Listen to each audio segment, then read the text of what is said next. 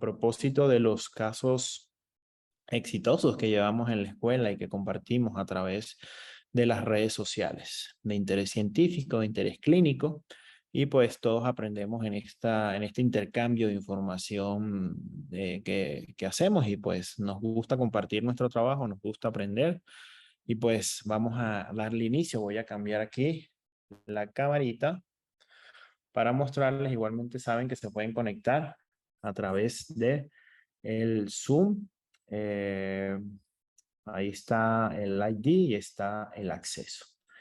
Pues para darle inicio a esta primera parte de la conferencia, vamos a hablar un poquito sobre el manejo de pacientes, ortodónticamente de pacientes que van a ser sometidos a una cirugía, lo que nosotros llamamos la preparación quirúrgica.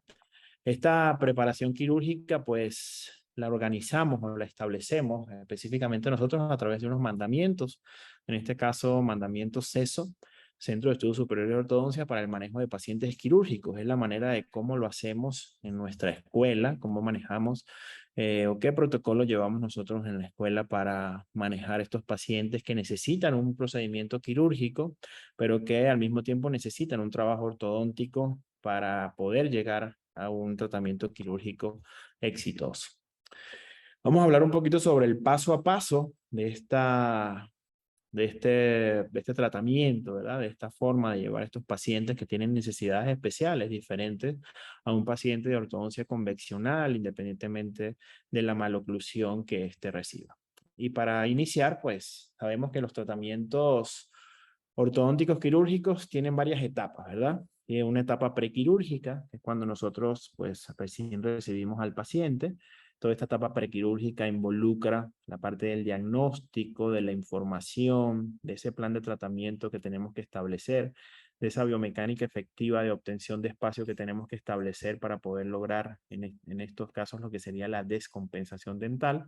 Recordemos que los pacientes quirúrgicos tienen discrepancias esqueletales severas. Las bases óseas de nuestros dientes están completamente antagónicas o alteradas en los escenarios de clase 3, evidentemente mandíbulas mucho más adelante que el maxilar, escenarios de clase 2 severos, pues lo contrario.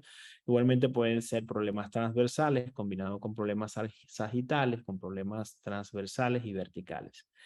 Entonces, toda esta parte prequirúrgica nos va a englobar ese trabajo previo, esa planificación previa, desde que antes de tener incluso los brackets tenemos que tener algunos puntos claros de trabajo durante el tratamiento de ortodoncia prequirúrgico para preparar al paciente a la segunda etapa, que es la cirugía, el proceso ya en el cual los cirujanos van a hacer los cambios esqueléticos necesarios para corregir esa discrepancia esqueletal. Nosotros estamos tratando de corregir la discrepancia dental combinada a la corrección de la discrepancia esqueletal y posteriormente, en un post-quirúrgico inmediato, vamos a recibir nuevamente a nuestro paciente con brackets, pero ya con un escenario clínico completamente diferente y vamos a trabajar esa estabilidad para posteriormente llegar a la retención, que también es bastante importante, esta retención en pacientes quirúrgicos, porque pues nosotros trabajamos lo dental, los cirujanos nos ayudan a trabajar la parte esqueletal, pero hay muchos componentes que engloban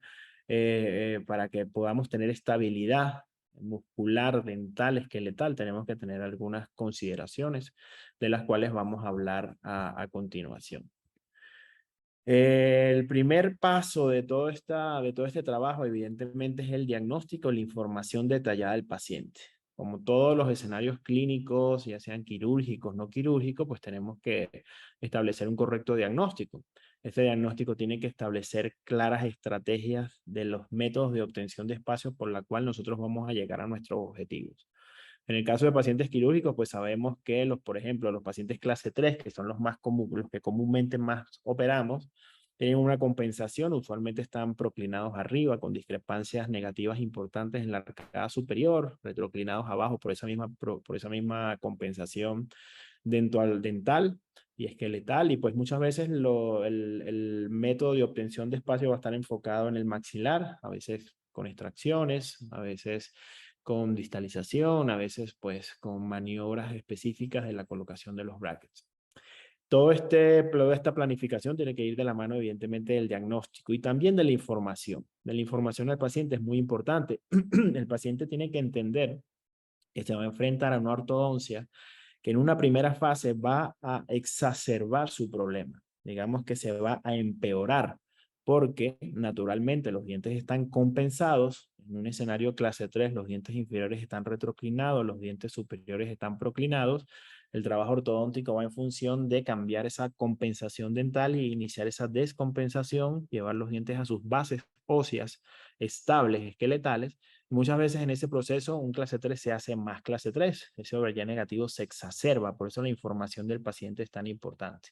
Lo mismo sucede en un paciente clase 2, una discrepancia maxilomandibular, maxilar muy adelante que la mandíbula, usualmente la necesidad de espacio la tenemos en la arcada inferior para poder retroclinar y llevar esos dientes a sus bases óseas. Muchas de estas preparaciones quirúrgicas pueden venir acompañadas de extracciones de premolares inferiores. Igualmente se va a exacerbar la maloclusión, vamos a exacerbar ese overjet positivo, vamos a hacerlo más clase 2 para que posteriormente el cambio quirúrgico pueda ser eficiente.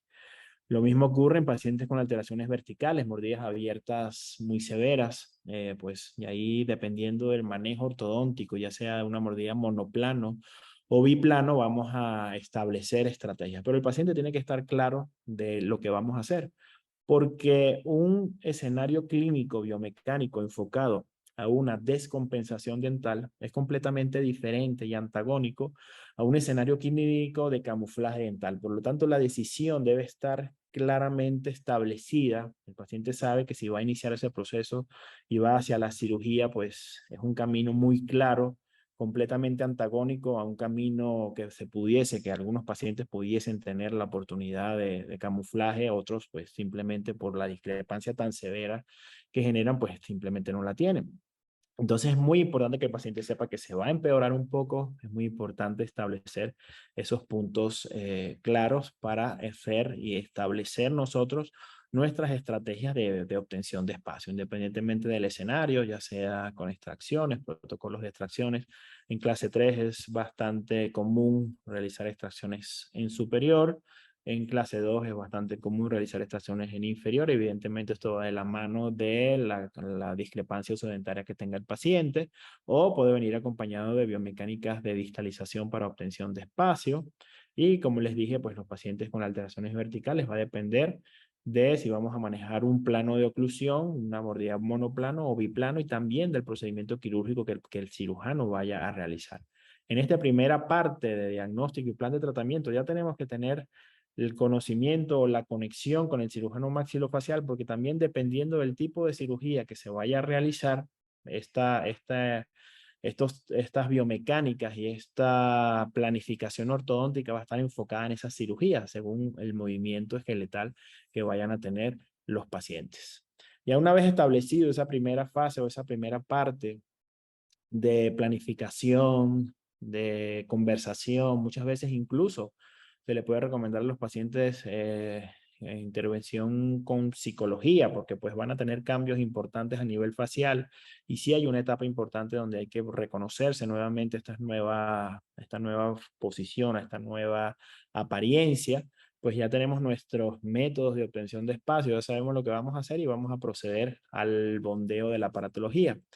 Hablando de estas consideraciones en la incorporación de la aparatología fija, hay cosas bastante relevantes que se pueden, rescatar en el bondeo. En pacientes clase 3 específicamente, se recomienda siempre, pacientes clase 3, mordida cruzada anterior, discrepancia importante negativa, dientes inferiores, molares mesializados con respecto a los superiores, desoclusión del segundo molar y tercer molar superior por esta misma mesioclusión.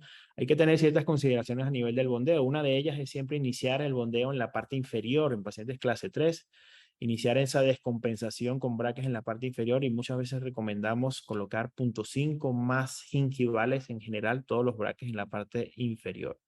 Y esto es porque en algún punto nosotros ahorita estamos colocando brackets y no tenemos ninguna interferencia oclusal por la misma discrepancia esqueletal, pero cuando se haga el cruce esqueletal a través de los cambios esqueléticos, no queremos estar con contactos de los brackets con los dientes superiores, contactos que nos puedan interferir un poco, que nos puedan generar que se caiga la aparatología al momento de la cirugía. Eso no lo queremos. Y pues una de las recomendaciones es colocar 0.5 más gingival en los dientes inferiores. empezando por la arcada mandibular.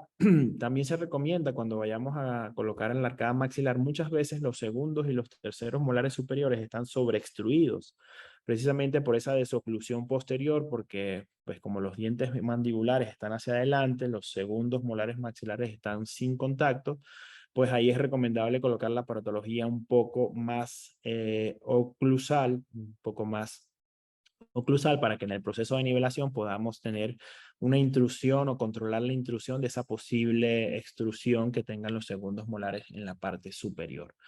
En los escenarios de pacientes clase 2, pues básicamente sería lo contrario, recomendando iniciar o empezar la aparatología en la arcada superior. En este caso, los que pudiesen tener una desoclusión posterior serían los segundos molares inferiores, tomar en cuenta la parte vertical.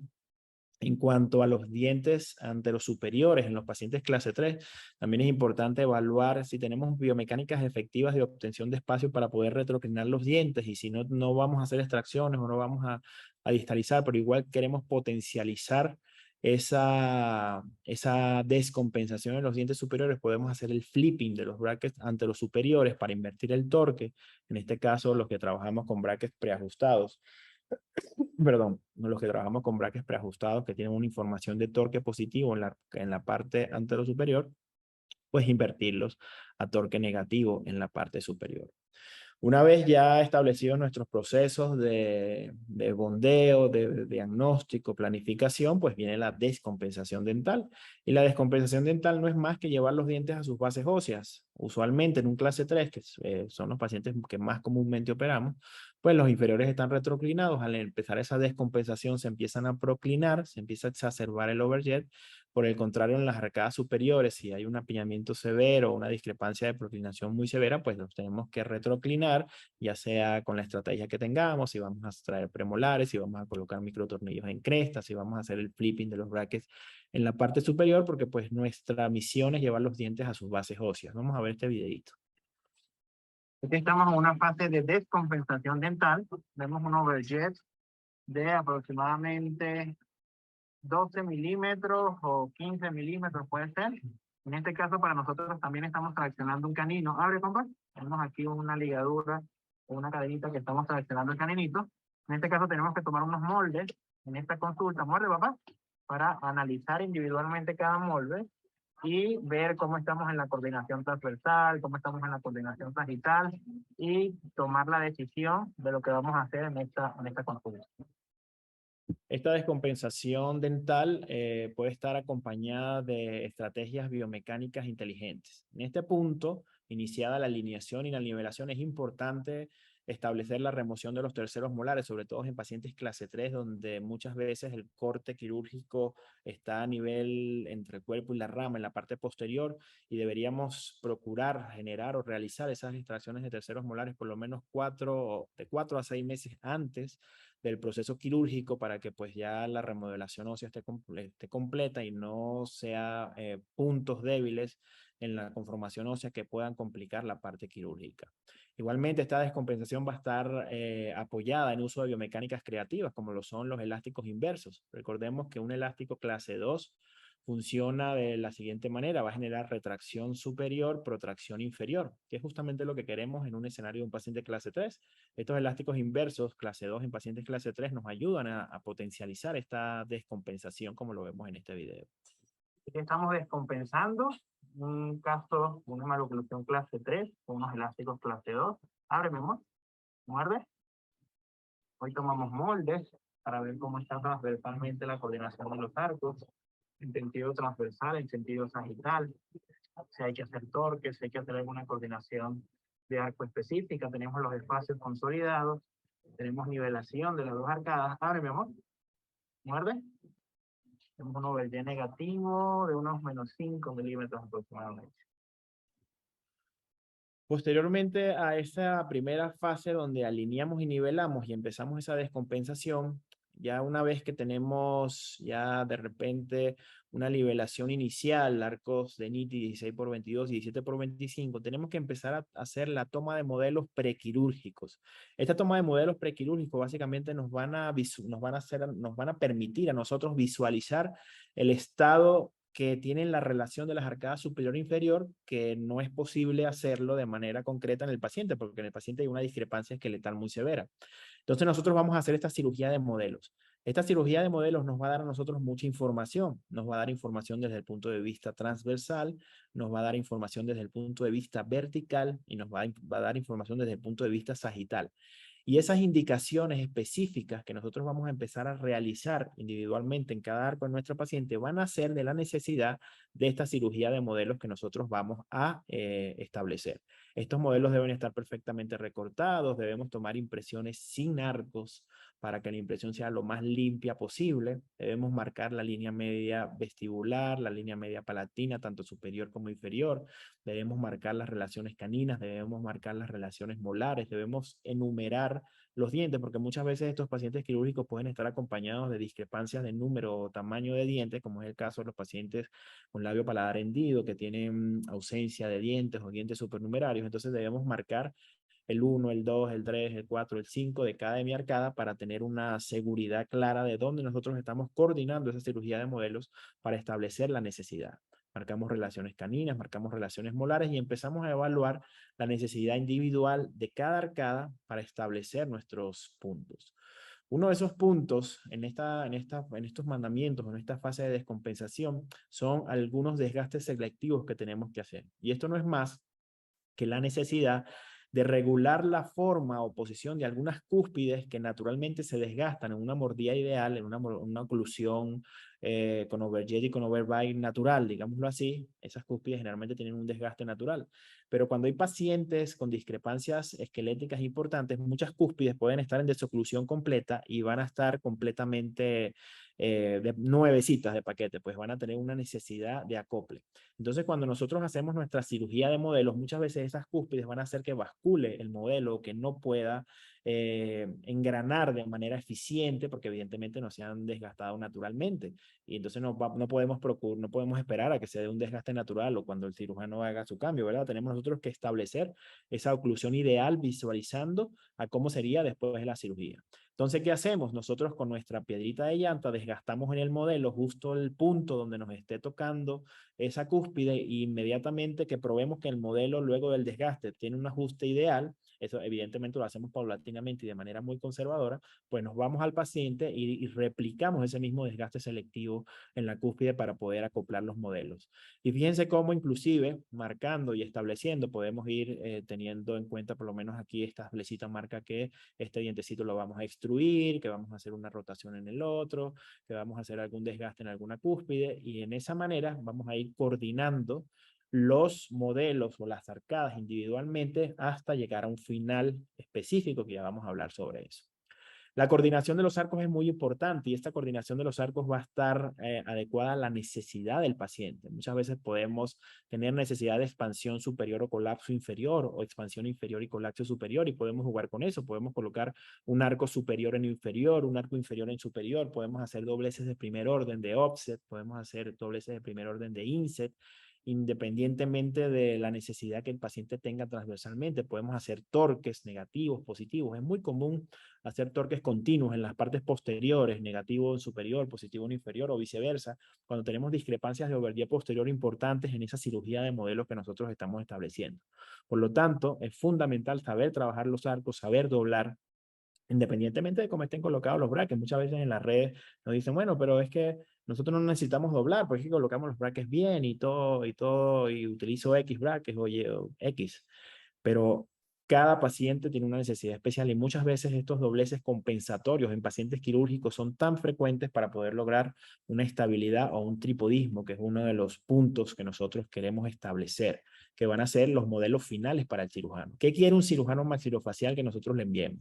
Él quiere que nosotros le enviemos unos modelos perfectamente en oclusión, que tengan tripoidismos. ¿Qué es el tripoidismo? Que existan 3 contactos, 2 contactos posteriores, un contacto anterior, que haya estabilidad en el momento que yo hago el cambio de los modelos de mi paciente. Evidentemente, lo ideal es que un modelo prequirúrgico, y una vez que uno se lo manda al cirujano, esté en este estado. Esto es un paciente con una discrepancia esqueletal muy severa, pero ya logramos establecer, gracias al trabajo transversal, gracias al trabajo sagital, gracias al trabajo vertical, logramos establecer una visualización a través de la cirugía de modelos de unas relaciones caninas clase 1, buen engranaje, buen contacto, líneas medias coincidentes, buena forma de arco, etcétera, etcétera, etcétera.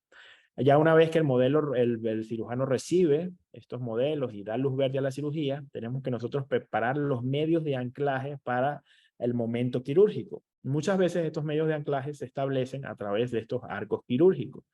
Generalmente estos arcos quirúrgicos, que son arcos pesados, 17 por 25, 19 por 25, 21 por 25, según la necesidad del paciente, tenemos nosotros que aplicarles estos vástagos crimpables, que son justamente los medios de agarre para que el cirujano pueda hacer la sujeción al momento de la cirugía, o es uno de los métodos. En el caso que vamos a ver hoy con el doctor Marco Antonio, es un caso bastante particular, muy especial y muy interesante, donde el paciente tenía raíces cortas, y no podía tener esa fuerza o esa tensión a través de los arcos, y lo hicimos a través de microtornillos. Vamos a aprender también cómo lo hacemos en ese escenario.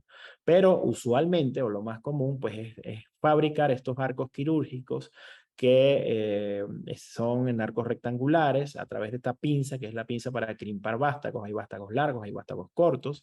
Pues nosotros vamos a establecer esta conformación de vástagos.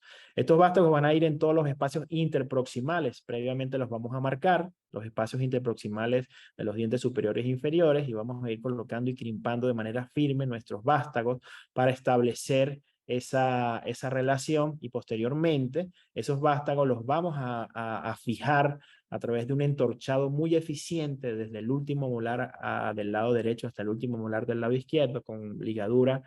Se recomienda 0,10 o 12. A mí particularmente yo la hago con ligadura 0,10, con un entorche bastante firme.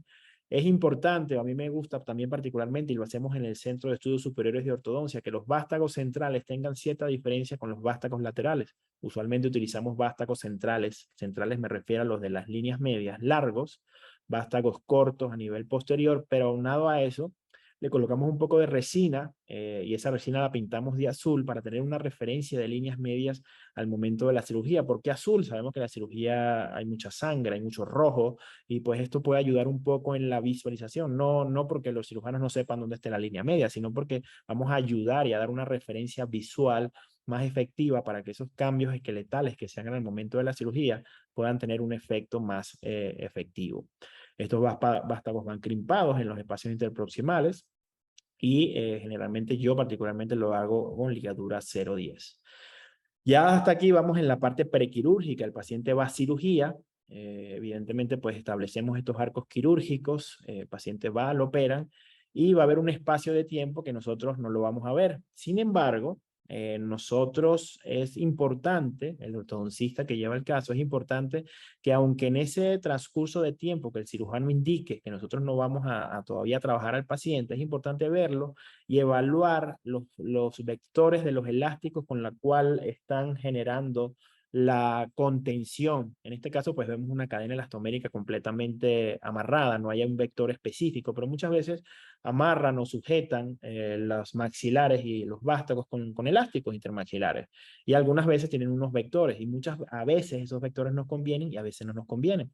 Nosotros conocemos perfectamente la maloclusión, nosotros podemos evidenciar un poco qué vector de estos elásticos es más conveniente según el caso específico, y podemos tener unos resultados quizás un poco más eficientes. Esto ya pues sería la supervisión postquirúrgica de nuestro paciente.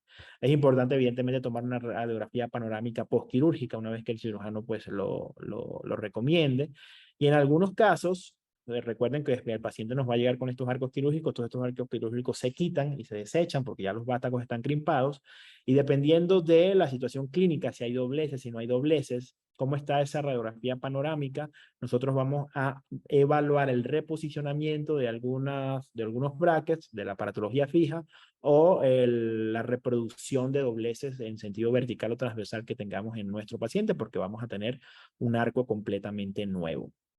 Posteriormente, pues va a venir la fase de detallado, una ortodoncia convencional, donde vamos a establecer nuestros detallados de alineación, nivelación, nuestros dobleces verticales, nuestro uso de elásticos eficientes, coordinar una máxima intercuspidación, coordinar líneas medias y posteriormente pues va a venir el retiro de los brackets. Sin embargo, estos pacientes tenían discrepancias esqueletales, tenían discrepancias funcionales y tenían discrepancias dentales. Si nosotros vemos y analizamos cómo hemos ido trabajando cada discrepancia, evidentemente lo dental lo trabajamos con los brackets, el movimiento, toda esa descompensación, llevarlos a sus bases óseas. El cirujano trabajó lo esqueletal, hizo cambios a nivel esqueletal. Pero lo funcional y los tejidos blandos se tienen que adaptar a una nueva posición. Recuerden que en la pelea entre el músculo y el hueso siempre va a ganar el músculo. Por lo tanto, nosotros recomendamos en los pacientes quirúrgicos, aparte de tener una retención dental, llámese exis, acetatos, circunferenciales, etcétera, etcétera, podemos o debemos combinarlas con una retención miofuncional, aparatos miofuncionales que nos ayuden a la reestructuración muscular, al reposicionamiento muscular, para que podamos tener una estabilidad a largo plazo. Esto es en resumen un poco de lo que son el paso a paso, los mandamientos que seguimos y usamos en el Centro de Estudios Superiores de Ortodoncia. Y a propósito de estos escenarios quirúrgicos, vamos a tener aquí ahorita un invitado, el doctor Marco Antonio Ordóñez. ¿Cómo estás, Marco? Bienvenido. Hola, doctor. Muy buenas noches. Muchas gracias por la invitación y por el espacio, doc. Muchísimas Claro que gracias. Todo sí, bien. tienes la pantalla libre para que puedas compartir y podamos disfrutar de este caso tan interesante que llevaste en tu maestría.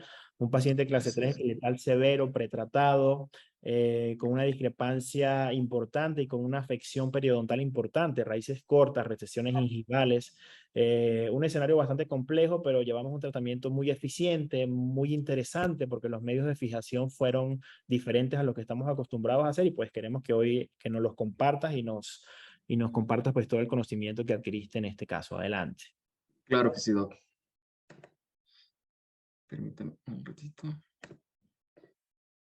Ok. Muy buenas noches con todos. Pues, doctor, muchísimas gracias por el espacio. Y pues la verdad, el casito que les voy a presentar va a englobar todo lo que en su preámbulo usted abrió este webinar. Y vamos a ir explicando, ir desglosando paso a paso. La verdad, es un casito, un caso en sí que llevamos con usted. Lo iniciamos y terminamos y pues quedó bastante bien y vale la pena exponer. Y pues espero que sea del agrado de todos los oyentes y de los que están viéndonos. Así que vamos a iniciar. El resumen del caso en sí, el paciente tenía 27 años, 4 meses cuando inició y el tiempo de tratamiento establecido en la escuela pues fue de 1 año, 2 meses. Primeramente vamos a analizar la parte externa. Muy importante para nosotros determinar un correcto diagnóstico son las fotografías faciales extraorales del paciente. Aquí podemos evidenciar fotografías externas de frente y de perfil, en donde pues podemos ir ya relacionándonos a un diagnóstico del paciente. Si observamos ya la fotografía externa en su fotografía de frente, podemos ver que es un paciente crecedor vertical, un paciente dólico facial, y pues que posee sus labios pues que no se encuentran en contacto entre sí debido pues a ese crecimiento que tiene el paciente. En la fotografía de perfil ya podemos analizar que pues Juren, como se llamaba el paciente, tiene un perfil cóncavo que es característica o son rasgos característicos a este tipo de paciente clase 3 esqueletal en sí. Y a su vez, estas fotografías nos van a ir determinando a qué diagnóstico posee el paciente. Algo muy importante también, al momento, como nosotros somos pues ortodoncistas, necesitamos realizar trazados radiográficos, análisis cefalométricos para que de esta forma ir ya corroborándolo con lo que vamos viendo en las fotografías del paciente en sí. Podemos mencionar a través de la radiografía lateral de cráneo, cuando realizamos los trazados, que pues el paciente presentaba un clase 3 esqueletal según su ANB en un -8 y corroborado con WITS de -18. Entonces, claramente los resultados, los criterios esqueléticos a través del análisis cefalométricos nos arrojan que es un paciente pues clase 3 esqueletal.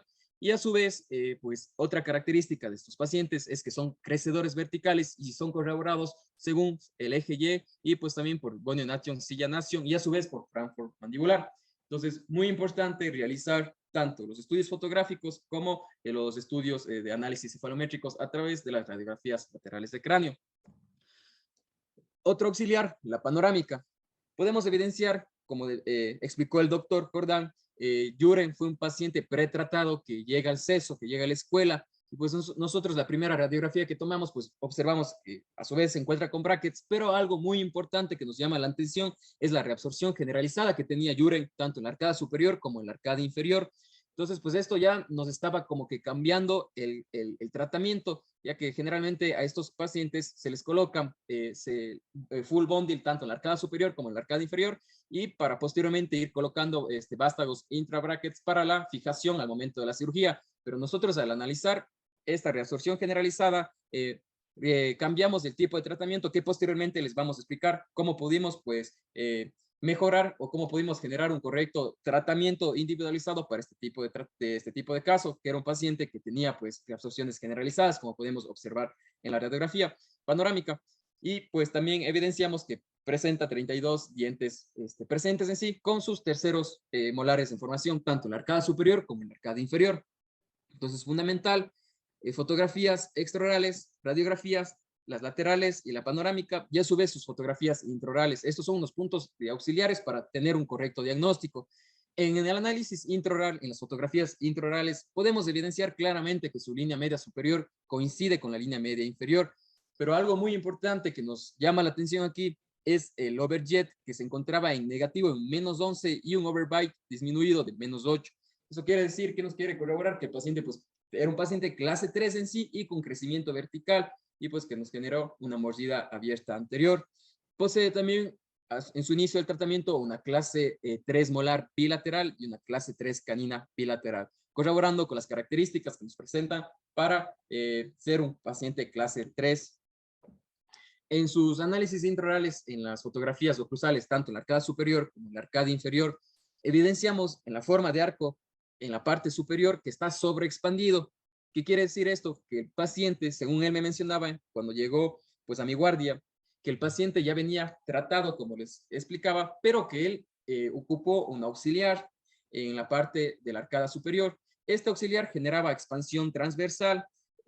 Según yo tengo entendido, pues fue lo que, según él me explicaba, lo entendí que a él le colocaron pues un aparato de expansión, ya sea un Hyrax o un HAS, y que lo sobreexpandieron dentro alveolarmente, y pues se generó este tipo de sobreexpansión transversal, a lo mejor para buscar un espacio en sí, para pues disminuir o para llevar a sus bases óseas los dientes anteriores, y por ende pues quiero que vean y analicen cómo se encontraba la arcada superior. Pues es debido a este aparato que el paciente tuvo antes de llegar con nosotros. Y en la arcada inferior también podemos evidenciar que no se encontraba completamente bondeado, tanto todos sus molares en sí, ya que faltaban que entren en la aparatología de ortodoncia sus segundos molares inferiores. Y podemos evidenciar también que se encontraban sus terceros molares. Entonces, así es como llega el paciente a consulta. En la escuela contamos con un escáner, y esto es otro auxiliar muy importante, ya que podemos generar movimientos en los 3 espacios y pues de esta forma acertar con el diagnóstico que nosotros estamos analizando individualizadamente con cada uno de los pacientes. Entonces tenemos sus modelos digitales de frente, tenemos su modelo pues de overjet, y tanto del lado derecho como del lado izquierdo. Y a su vez, aquí vemos una fotografía clínica de la severidad del overjet negativo que presentaba Juren a su inicio del tratamiento. Entonces, es así como el paciente llega a nuestra consulta, a nuestra guardia, y a través de estos análisis, tanto radiográficos, fotográficos y tomográficos en sí, y de fotografías también o cortes de escáneres, nosotros generamos un plan de tratamiento para Juren. Debemos tener en cuenta, y por ende traje IVA, algo muy importante de cómo es el manejo de una cirugía ortognática en pacientes que van a ser sometidos para la cirugía ortognática. Entonces, este libro en sí abarca todos los puntos importantes que uno como ortodoncista debemos tener presentes para comenzar a tratar un paciente que va a ser sometido posteriormente a una cirugía ortognática, y que posteriormente vamos a iniciar con la etapa final, que es la post-cirugía ortognática, que es ya el detallado en sí de ortodoncia, en cual nosotros tenemos que abarcar al finalizar el tratamiento, al finalizar pues la cirugía ortognática del paciente. Entonces este libro pues abarca mucha información, y pues aquí está el código QR por si desean pues analizarlo, y la verdad es de gran ayuda para pacientitos quirúrgicos.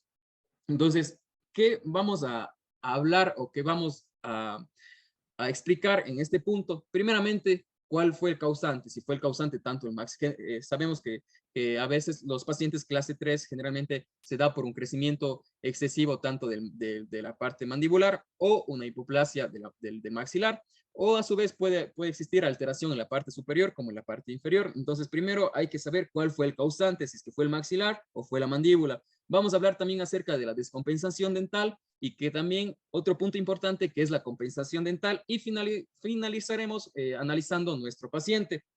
Entonces, como primer punto, ¿cuál es el causante? Si es que nosotros como ortodoncistas, pues es muy fundamental, como les explicaba al inicio, realizar los trazos cefalométricos. Estos trazos cefalométricos nos van a dar criterios esqueléticos establecidos en ese paciente y ver cuál fue el causante, tanto el maxilar, o puede ser el maxilar o la mandíbula, puede haber una hipoplasia del maxilar o un prognatismo mandibular, ¿sí? Entonces siempre es fundamental primero, pues, realizar nuestros trazados cefalométricos para de esta forma acertar con el diagnóstico del paciente. Entonces, generalmente en pacientes clase 3, esqueletal hablando, las posibles causas es por un subdesarrollo o una hipoplasia del maxilar, por un prognatismo mandibular o por un subdesarrollo del maxilar o una hipoplasia del maxilar, y a su vez también un prognatismo mandibular. O sea, puede ser la combinación de las dos estructuras, tanto del maxilar como de la mandíbula. Si es que nosotros ponemos en práctica los trazados cefalométricos, y algo muy importante que nos puede dar esta característica, a ver cuál fue pues el que desencadenó este tipo de clase esqueletal, clase 3 esqueletal en sí, puntos muy importantes puede ser el SNA y el SNB.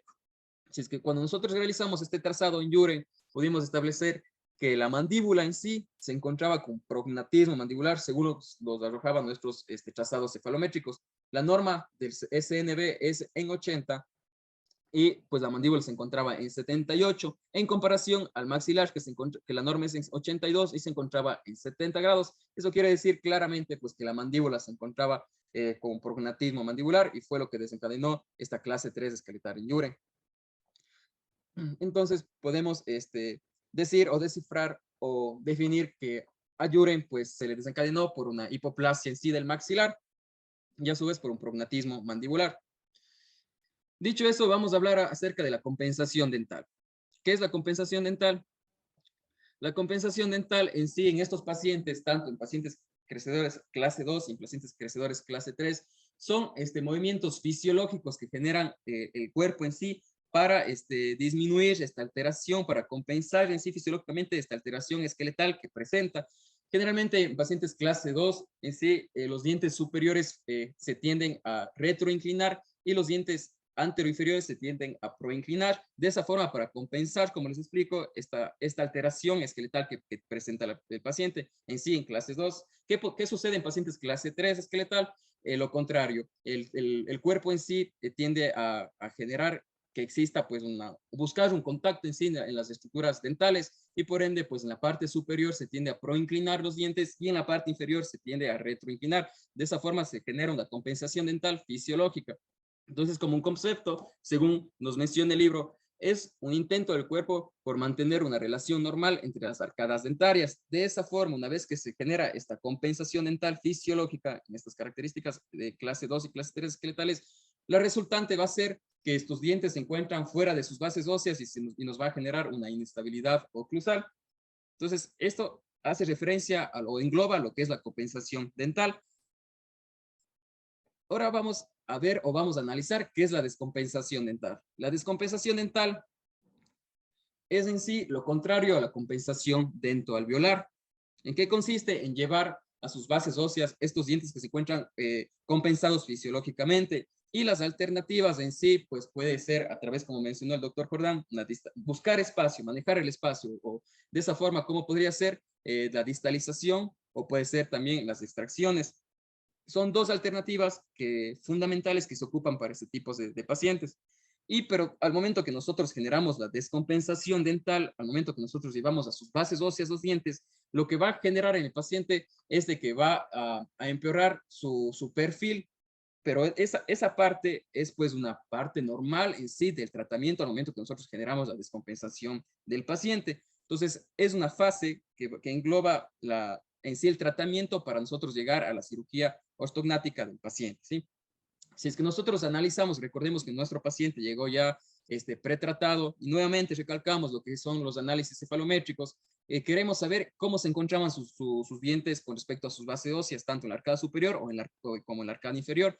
Si nosotros realizamos el trazado del uno mandibular con respecto a su base ósea, en donde la norma es 90 grados y los resultados arrojados por el análisis de cefalométrico nos dan 85 grados, nos quiere decir que este paciente ya vino descompensado porque se encuentra pues ya retroinclinado. Y a su vez, el uno palatino con respecto a su base ósea, podemos analizar que la norma es en 116 y pues según el trazo cefalométrico nos arroja un resultado de 100 grados. ¿Qué quiere decir esto? Pues, sus incisivos superiores pues también se encontraban ya retroinclinados. En sí, el paciente ya se encontraba pues descompensado. Aquí tenemos nuevamente las fotografías intraorales de inicio, tanto de frente, del lado derecho como del lado izquierdo. Y pues la radiografía, aquí un resumen, sí, la radiografía del paciente lateral de cráneo y sus fotografías intraorales de frente, del lado derecho y del lado izquierdo. En definitiva, pues podemos mencionar que Yuren ya se encontraba descompensado cuando llegó a nuestras manos, cuando llegó a nuestra guardia en la escuela en sí. Nuevamente vamos a recalcar la panorámica inicial. Si es que podemos evidenciar aquí, podemos analizar cada uno y podemos observar que Yuren presentaba, como les mencioné al inicio, una reabsorción generalizada tanto en la arcada superior como en la arcada inferior. Esto fue debido pues a algunos factores establecidos en el anterior pues tratamiento. Podría ser parte de esta reabsorción generalizada tanto el tratamiento anterior. Por ende, pues traje otro artículo en donde pues habla acerca de la reabsorción radicular en ortodoncia. Y pues los factores importantes que menciona este artículo son tres. Nos menciona que los tipos de movimiento nos podrían generar reabsorciones radiculares. ¿Cuáles son estos tipos de movimientos que nos pueden generar reabsorción radicular? Puede ser el torque y la intrusión. Si nosotros recordamos la forma de arco en la arcada superior, se encontraba sobreexpandida transversalmente. Entonces, esta expansión no es una expansión ósea en sí, sino es una expansión dentro-alveolar. Lo que sucedió es que sus dientes pues, se torquearon en sí, se fueron transversalmente hacia afuera y eso pues, puede generar una posible reabsorción radicular. Esto es un punto a favor a que se haya generado esta reabsorción radicular en el anterior tratamiento de ortodoncia. Otro punto que menciona el libro pues, es el tipo y magnitud de las fuerzas. Nos menciona que las fuerzas continuas y pesadas, generalmente realizadas en arcos acero rectangulares, nos puede generar reabsorciones radiculares y a su vez también los elásticos pesados intermaxilares, cuando pues, no sabemos la densidad o el calibre del elástico, o pues se puede generar este tipo de reabsorciones radiculares. Por eso es muy, muy, muy importante pues tener un criterio ortodóntico, no únicamente es colocar brackets, sino engloba un mundo en sí, la ortodoncia, en cual nosotros tenemos que estar preparados para no generar este tipo de reabsorciones radiculares. Y otro punto que menciona el artículo, pues es la duración del tratamiento. Nos menciona que cada año de tratamiento de ortodoncia se puede suponer una pérdida de 0.9 milímetros de la longitud radicular. Yuren había sido sometido a un tratamiento de ortodoncia cerca de 2 años y medio a 3 años. Entonces, esto puede ser un factor también desencadenante a que se genere este tipo de reabsorciones generalizadas. Entonces, estos 3 puntos nosotros lo analizamos y tiene relación con respecto a al caso en sí, cómo inició, cómo llegó Yuren, pues podríamos relacionarlos a su posible reabsorción generalizada. Y otro punto muy importante a agregar es que nosotros queríamos generar un cambio oclusal a Yuren. A su vez, la única forma que nosotros podíamos generar un cambio oclusal era por medio de la cirugía ortognática. Por ende, pues traje este artículo que se relaciona a lo que les quiero explicar. Este artículo nos menciona de que cuando nosotros generamos o reducimos en sí la divergencia o la divergencia sí del paciente, nosotros vamos a disminuir el plano oclusal, por ende nos va a arrojar otros resultantes. ¿Cuáles son estos? Al momento que nosotros disminuimos el plano oclusal, nosotros vamos a aumentar pues, la proyección del mentón. Está indicado también para generar un perfil más recto y también en sí va a cambiar el plano mandibular, que es lo que nosotros estamos buscando como tal, como la parte fundamental al momento que nosotros disminuimos el plano oclusal, y aumenta también las vías aéreas. A su vez, cuando nosotros eliminamos la divergencia que se encuentra pues acentuada en un paciente dólico facial, también vamos a eliminar problemas articulares, podemos eliminar posibles dolores articulares debido pues a esta característica de pacientes que poseen un crecimiento vertical. Entonces, Vamos a pasar ahora a la planificación quirúrgica de mi paciente que me llegó pues, a la guardia. Aquí podemos ver ya las fotografías intraorales previo a la cirugía ortognática del paciente en sí, pues todo lo que comentó el doctor Jordán, los mandamientos en sí para antes de una cirugía ortognática, nosotros ya lo establecimos con anterioridad en este paciente. Aquí está ya resumido a cómo fue ya el paciente a su cirugía ortognática. Pues aquí están sus fotografías intraorales de frente, la oclusal superior y la oclusal inferior. ¿Por qué únicamente realizamos un bondeo seccional tanto en la arcada superior como en la arcada inferior y no bondeamos los dientes anterosuperiores y anteroinferiores? Si nosotros recordamos la radiografía panorámica, pues Juren tenía en sí una reabsorción generalizada, pero la reabsorción estaba más acentuada en sus dientes tanto anterosuperiores como anteroinferiores. Entonces nuestro objetivo fue tratar de no tocarlos en el procedimiento ortodóntico estas piezas dentales, para de esta forma nosotros no seguir generalizando pues o generalizando fuerzas en estas piezas que se encuentran ya comprometidas, y de esta forma pues eliminar o mantener de una forma de stop de la reabsorción radicular en esta zona. Nosotros nos queríamos pues evitar a que se siga desencadenando una reabsorción en esta parte donde ya se encontraba pues bastante marcada. Por ende, únicamente generamos un bondeo seccional desde los caninos hasta la parte posterior, tanto en la arcada superior como en la arcada inferior. Y pues, si podemos evidenciar, colocamos pues los vástagos crimpados en la parte únicamente posterior para la fijación en la cirugía ortognática. Estos vástagos pues es de gran ayuda para los cirujanos para que el momento que comiencen a mover sagitalmente o verticalmente ya las estructuras, en este caso maxilares o mandibulares, los cirujanos tienden a fijarse y de esa forma mantener un punto establecido fijo, tanto el maxilar y la mandíbula, y de esa forma colocar sus placas. Pero nosotros no podíamos colocar vástagos tanto en la parte media y en la parte anterior. ¿Por qué? Porque en esta zona pues se encontraba ya la reabsorción generalizada tanto en la arcada superior como en la arcada inferior, y nuestro plan de tratamiento en sí fue cambiar la utilización de vástagos en la parte anterior y en la parte media por la ocupación de TATs, la ocupación de microtornillos interradiculares, únicamente para que sirva como auxiliar para la fijación del cirujano maxilofacial al momento que procede a la fijación de las estructuras tanto del maxilar como de la mandíbula. Y de esta forma podemos decir un resumen de cómo fue el paciente antes de su cirugía ortognática. Entonces fue bondeado de 3 a 6 superior, de 3 a 7, pues, perdón, en la parte superior e inferior, y en la parte anterior pues no se mandó con brackets. Aquí podemos ver unas fotografías laterales intraorales del lado derecho e izquierdo. Y pues podemos ver la previsualización del movimiento maxilar, ¿sí? Entonces aquí vemos la tomografía y cómo los cirujanos generan sus previsualizaciones antes de la cirugía ortognática. ¿Qué fue lo que se le realizó a Juren?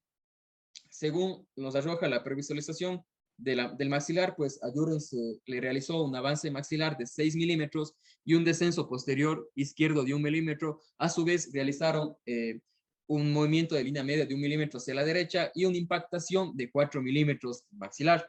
Eso fue lo que se le realizó en la arcada maxilar, en sí en el maxilar, en la parte superior.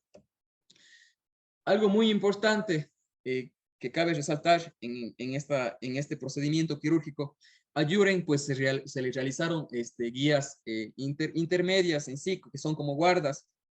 Estas guardas en sí, al momento que realizan los cortes tomográficos, tanto de la maxilar como en la mandíbula, ellos van a generar engranar en sí tanto el maxilar como la mandíbula, y de esa forma van a generar una guarda pues digital. Esta guarda digital va a ser posteriormente impresa para llevar a la cirugía del paciente, y esta va a servir como una guía de avance tanto sagital del maxilar como de la mandíbula. Y de esta forma, esta previsualización va a ser mucho más segura, mucho más estable para el momento de la cirugía. ¿Por qué? Porque esta guarda nos va a arrojar en sí los movimientos que se fueron generados en la tomografía, se lo va a arrojar a través de la cirugía ya como tal, a través de la guarda. La guarda en sí es una guía de los movimientos sagitales, tanto del maxilar como de la mandíbula, que actualmente se está ocupando mucho en las cirugías ortognáticas. Y la previsualización del movimiento mandibular en la arcada inferior en sí, pues fue una osteotomía bilateral en el cual realizaron un retroceso mandibular de 4 milímetros del lado derecho y de 3 milímetros del lado izquierdo. A su vez, podemos evidenciar aquí la guarda final de la guía en sí, del movimiento de la mandíbula de Juren para generar un correcto engranaje con la estructura maxilar y pues la estructura mandibular. Y pues aquí podemos evidenciar el emparejado en sí, pre y postquirúrgico, en sí los cambios que estaba, la previsualización en sí tomográfica de cómo quedaría en sí nuestro paciente a través de un análisis tomográfico, tanto frontal como lateral. Pues en sí podemos evidenciar cómo en sí la mandíbula rota bastante en sentido pues antihorario y de esa forma eliminan la divergencia, cambiando pues el plano oclusal y de esa forma pues mejorando los puntos ya antes mencionados, como es el cambio pues del plano oclusal, mejora las vías aéreas y pues el cambio del perfil, que era lo que estaba buscando en sí el paciente. Y vamos ahora a lo que es el registro quirúrgico, en sí el procedimiento como tal quirúrgico de Juren, el cual pues tuve el honor, tuve la dicha de asistir a su procedimiento quirúrgico y logré pues tomar fotografías y pues videos, y en esta parte les voy a mostrar. En este video vamos a evidenciar cómo fue el desprendimiento en sí de su maxilar, de su léfor en sí de avance.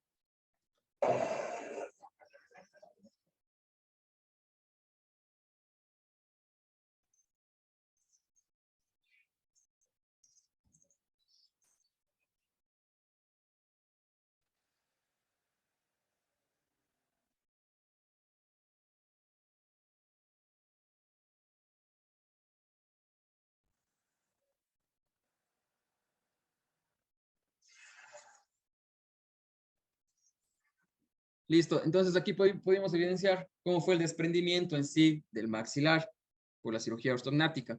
Nuevamente, recapitulemos un poquito la radiografía panorámica, la resolución generalizada tanto en la parte superior e inferior, y por eso fue, como les explicaba, que ocupamos los TATs interradiculares.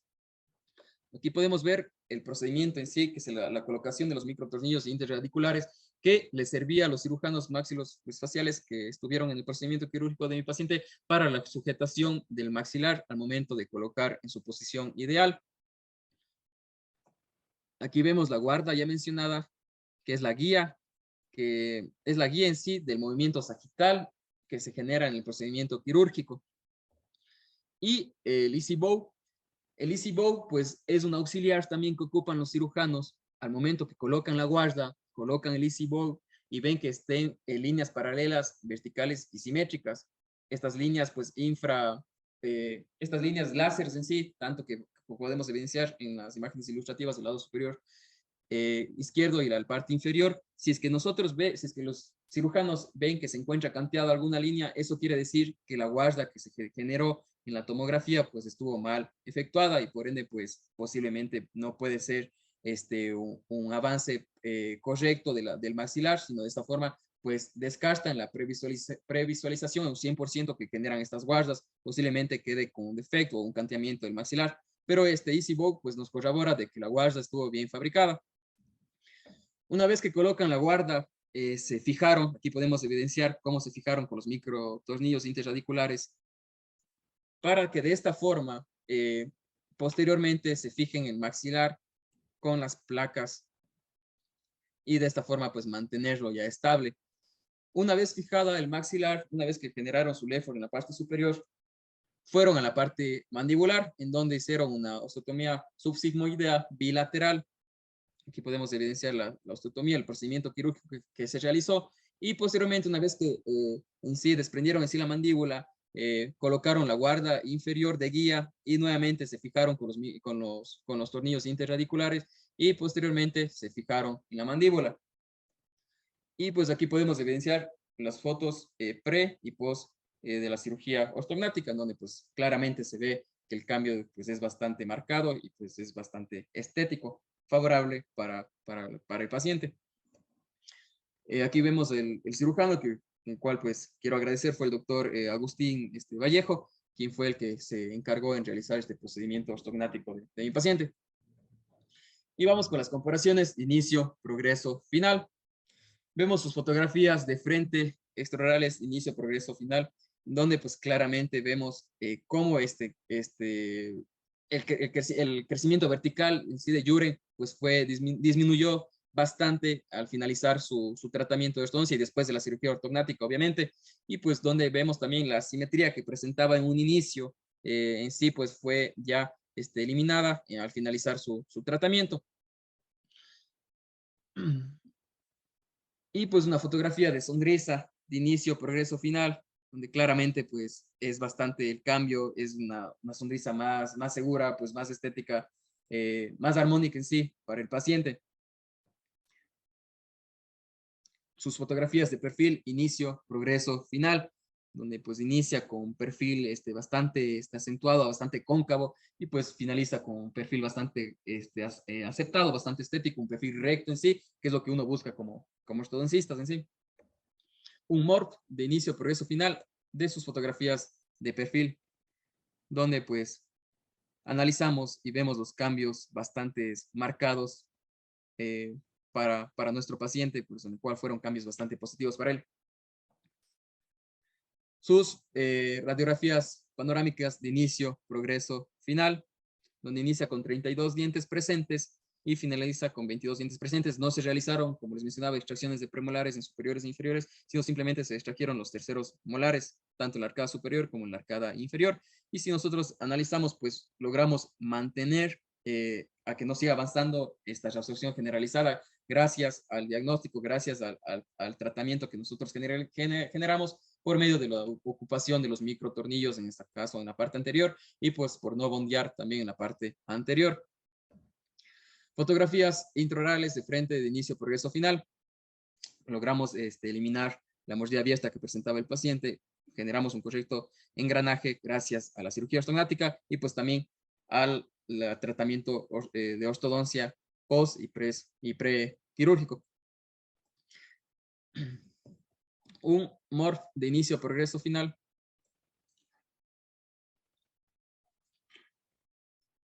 Donde pues evidenciamos ese overbite que se encuentra bastante pues descontrolado y pues al último logramos eliminar esta mordida abierta que presentaba el paciente. Característica de la clase 3 que el tal que tenía pues el paciente. Sus modelos digitales de frente de inicio a fin. Fotografías laterales, intraorales, derechas, de inicio, progreso, fin, donde pues la verdad quedó bastante bonito, pues quedó engranado correctamente y pues la verdad el paciente estuvo muy contento con los resultados establecidos. Su morph de inicio, progreso, final.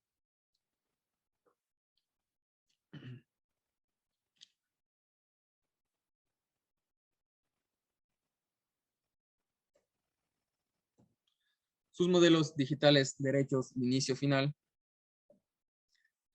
Fotografías intraorales del lado izquierdo, igual pues un correcto engranaje gracias al detallado después de la cirugía ortognática. Un morph donde podemos analizar cómo queda pues bastante estético, bastante funcional la oclusión del paciente del lado izquierdo como del lado derecho también, como pudimos observar. Sus modelos digitales de inicio, final. Fotografías oclusales de inicio, progreso, final. Podemos ver esta sobreexpansión más que nada en la parte posterior del lado derecho y cómo a través de la ortodoncia, a través de la secuencia de arcos, pudimos pues eliminar o disminuir esta sobreexpansión que tenía el paciente cuando llegó a nuestras manos.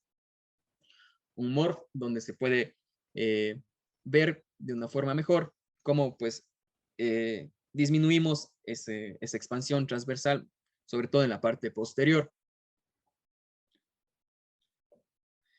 Fotografías oclusales inferiores, inicio, progreso, final. Y un morph igual, donde ya bondeamos completamente al paciente de 7 a 7 en la arcada inferior y pues con la forma de arco fuimos mejorando en la arcada inferior y a su vez también por el detallado con dobleces de primero, segundo y tercer orden, que eso fue sometido al después en sí que el paciente le dieron de alta de su cirugía ortognática para iniciar con la etapa del detallado. La sobreimposición sobre base de cráneo en inicio, final, podemos evidenciar en sí claramente los cambios en su perfil, donde inicia con un perfil cóncavo y pues gracias a la cirugía ortognática pues eliminamos en sí ese perfil cóncavo a un perfil recto, un perfil pues aceptable, un perfil estético. Y a su vez evidenciamos esa rotación de la mandíbula en sí sobre base de cráneo. Nuevamente, recapitulando los avances maxilares o el procedimiento quirúrgico, pues en la parte superior realizaron un avance maxilar de 6 milímetros y a su vez realizaron un movimiento de línea media 1 milímetro a la derecha y un descenso posterior izquierdo de 1 milímetro. A su vez impactaron el maxilar 4 milímetros. Y en la parte inferior realizaron un retroceso mandibular en donde fue un retroceso de 4 milímetros del lado derecho y 3 milímetros del lado izquierdo. Sobreimposición sobre maxilar, podemos evidenciar la impactación en sí y pues el movimiento hacia anterior del maxilar, debido a que se realizó una LEFOR 1 de 6 milímetros de avance, en donde podemos corroborar con la sobreimposición sobre maxilar y la sobreimposición sobre sínfisis, podemos evidenciar en sí el recorte en sí, la osteotomía que generaron en la mandíbula y de esa forma pues generaron la rotación ya mencionada anteriormente. Los retenedores, muy importante, para mantener estable en sí la oclusión, pues necesitamos generar o mandar al paciente con los retenedores bastante eficientes. En este caso, nosotros ocupamos fijos en la arcada superior de 3R3, acompañado de un circunferencial superior, y en la parte inferior, debido a los problemas periodontales que tenía pues, el paciente, se le colocó únicamente un termo formado, y un auxiliar, pues se le mandó un MyoBrace, un aparato miofuncional. Recordemos que este aparato miofuncional, aquí tenemos un artículo también de una revista que nos abarca información muy valiosa por si desean escanearlo. Nos menciona que cuando nosotros, la ocupación de este MyoBrace es muy importante en este tipo de pacientes que fueron sometidos a una cirugía ortognática. Primero, ¿cuáles son los objetivos del MyoBrace? Recuperación y adaptación a las nuevas posiciones de los maxilares. Recordemos que se movieron tanto sagitalmente el maxilar y pues también la parte inferior generaron movimientos verticales y sagitales, pero no es únicamente el movimiento esqueletal, si nosotros tenemos que abarcar también lo que rodea el esqueleto, lo que rodea el hueso como tal. De esta forma, pues más que nada son los músculos y este aparato, MyoBrace en sí nos va a ejercitar nuevamente esta musculatura para que no genere una recidiva en sí y se mantenga estable las estructuras esqueléticas establecidas por la cirugía ortognática. Como les mencionaba, pues logra una mejor adaptación funcional del patrón muscular. Y algo muy importante es la reprogramación a nivel sensorial, ya que la ocupación del MyoBrace, si es que el paciente es juicioso y hace caso a las instrucciones como profesional que nosotros le damos, pues este aparato nos va a reprogramar a nivel sensorial, o sea, va a venir con mayor rapidez la sensibilidad en las zonas del rostro en sí del paciente, que generalmente se pierde o se disminuye debido a las cirugías ortognáticas. Pues el MyoBrace, como podemos ver, es un aparato multifuncional que no únicamente genera pues, cambios en sí musculares, sino también en la parte nerviosa en sí del paciente, en donde pues, nos va a ayudar a devolver la sensibilidad en las zonas del rostro del paciente. ¿Cómo es su uso? Generalmente se ocupa de 1 a 2 horas, tanto en la parte, puede ser diario o durante toda la noche, pues mientras el paciente duerme. Los labios siempre tienen que permanecer juntos, a excepción cuando vaya a hablar el paciente. Y por último, pues que el paciente siempre tiene que estar consciente que tiene que respirar por la nariz. Estos 3 puntos son muy importantes para que este aparato, este aparato miofuncional, tenga pues funcionabilidad y tenga resultados positivos en el paciente. Nuevamente, fotografías de sonrisa de inicio, progreso final de Yuren, de mi paciente. No, pues los cambios fueron bastante marcados. Pues el paciente se fue muy feliz y muy contento con el trato y con el tratamiento establecido en la escuela. Las fotografías de 180 grados del paciente después de su cirugía y después de su tratamiento de sonrisa, pues la verdad, el paciente estuvo muy conforme con los resultados. Y pues aquí podemos ver un videíto a cómo es el testimonio que cuenta mi paciente de su paso por el CESO en sí.